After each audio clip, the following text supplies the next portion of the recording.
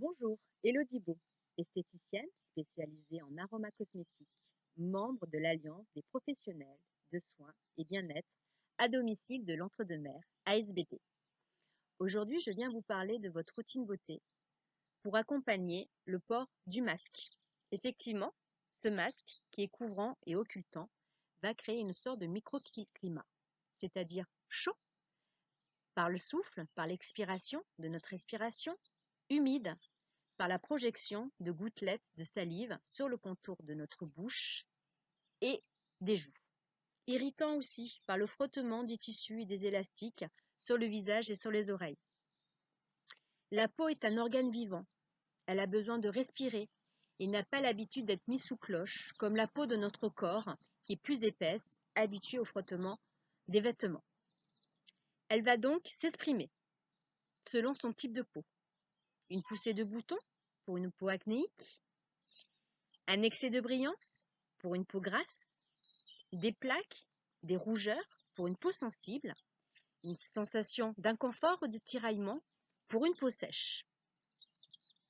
Premier conseil, on va éviter le nettoyage à l'eau du robinet, car l'eau de la ville, en cette période de virus, est plus chlorée. Deuxième conseil, on va éviter les textures grasses, les produits épais qui vont empêcher la peau de respirer. Et le dernier, on va privilégier un maquillage naturel, pas de fond de teint pour continuer à laisser respirer cette peau déjà occultée par le masque. On va miser sur une poudre et sur le regard, sur un maquillage des yeux. Dans une démarche de cosmétique minimaliste, on va opter sur une huile végétale qui va être polyvalente selon pour le démaquillage, le soin, gommage et masque. Pour un démaquillage en profondeur, pour éliminer toute trace de maquillage ou les impuretés de la peau, pour un effet nettoyant, je vais privilégier l'huile de jojoba. Je vous conseille de faire votre propre démaquillant biphasé, ce qui est très simple. Une petite bouteille au verre sombre pour ne pas altérer les qualités de l'huile que l'on va mélanger avec un hydrolat selon le type de peau. Petite bouteille de 50 ml, 20 ml d'huile de jojoba, 20 ml d'hydrolat selon le type de peau. Pour une peau sensible, l'hydrolat eau florale de lavande. Pour une peau mixte à grasse, hydrolat de thym ou d'arbre à thé.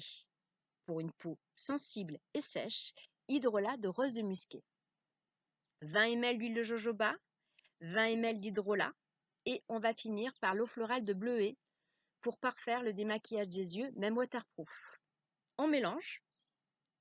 Petit contenant, ça va permettre une utilisation d'1 mois et on ne sera pas obligé d'utiliser de conservateur. De pression sur le coton, on commence par le bas du visage, ainsi que la bouche. On remonte sur le nez, le front, on retourne son coton, une pression et on va faire les yeux. De l'intérieur vers l'extérieur et on va venir étirer la frange des cils pour éliminer le waterproof. Pour rincer votre démaquillant biphasé, je vous conseille d'utiliser l'eau florale et pas l'eau du robinet.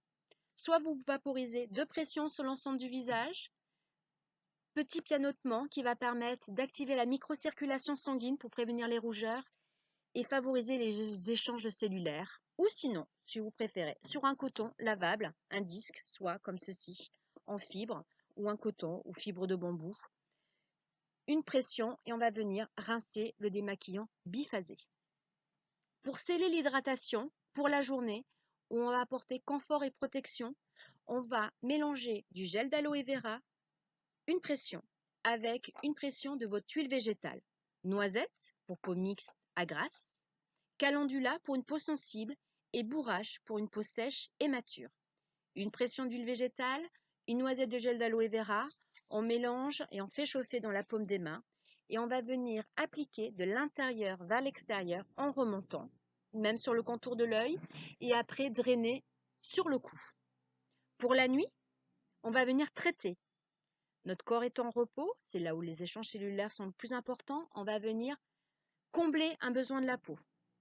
Toujours pareil, 2 pressions d'huile végétale pour une peau mixte et grasse, noisette ou pépins de raisin, rose ou bourrache pour une peau sèche et mature et calendula pour une peau sensible. Tout ceci va être toujours accompagné d'un gommage et d'un masque une fois par semaine, ce qui va permettre de ne pas laisser un aspect gras sur la peau.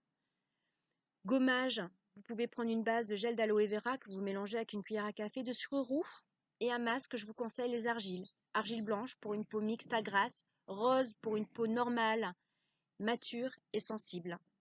À utiliser avec l'eau du robinet que vous appliquez 5 minutes et avant qu'elle sèche, vous venez rincer. J'espère que tous ces conseils vous ont été utiles. Merci de votre attention. Je vous propose de nous retrouver sur ma page Facebook Elodibo ou sur la page ASBD. À très bientôt. Au revoir. Prenez soin de vous.